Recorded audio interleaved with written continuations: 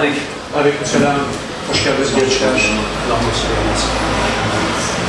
Bizler Batman Üniversitesi'nde gaz yararına kermes düzenledik.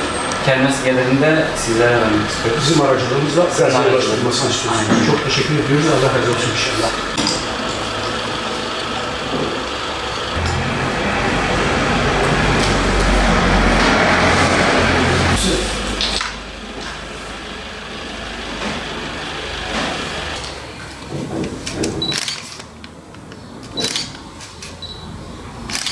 Bizler Batman Üniversitesi'nde bulunan 4 kardeş toplulukla beraber gaz yararına kermes düzenledik.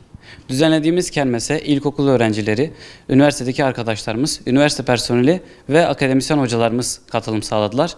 Üniversiteli arkadaşlarımız evlerinden sıcak yemek, tatlı tarzında yiyecekler getirdiler ve bunları da kermesimizde sattık.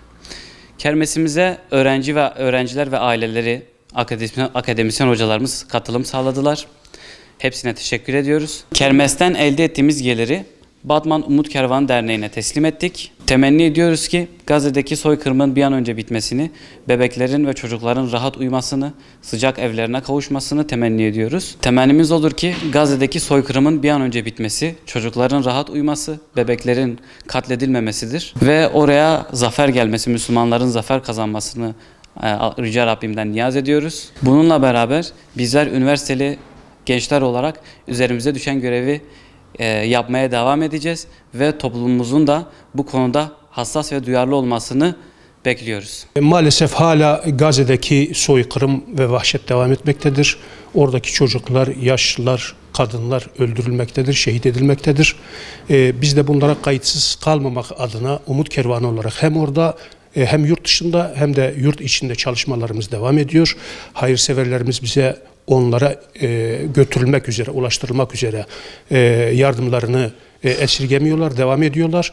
Bu arada Batman Üniversitesi İdeal Gençlik Topluluğu ve kardeş toplulukların ortaklaşa düzenledikleri kermeste elde edilen gelirin tümünü Gazze'ye bağışlanmak üzere bugün Batman Umut Kervanı'na teslim ettiler.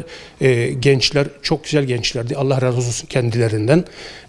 Biz de bu yardımlarını hiç bekletmeden doğrudan Gazze'ye ulaştırmaya çalışacağız ve diğer üniversiteler, diğer gençlerimize örnek olmaları adına kendilerinden Allah razı olsun diyoruz. Teşekkür ediyoruz. Kermese maddi ve manevi olarak destek veren bütün hocalarımıza, öğretmenlerimize, öğrencilerimize ve velilerimize Allah razı olsun. Teşekkür ediyoruz. Yardımların devamını diliyoruz. Çünkü bu savaş devam ettikçe yardım muhtaç durumdalar. Onlara ulaştırılması gerekiyor ve biz de köprü vazifesini yapıyoruz. İnşallah biz de devam edeceğiz. Onlar da devam etsinler. İstiyoruz.